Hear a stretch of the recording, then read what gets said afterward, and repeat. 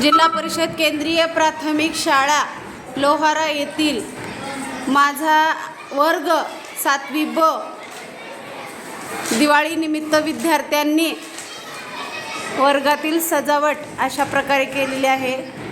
वरती दोऱ्या बांधून देशाच्या रंगाचे फरारे डिझाईन तयार केलेत स्वतः।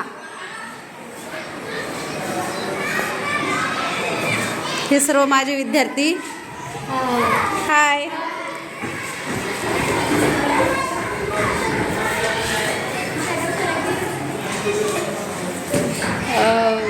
मुस्ताक यानं सुरुवातीला देशाचे रंग लावायची ही आग्रह धरला होता।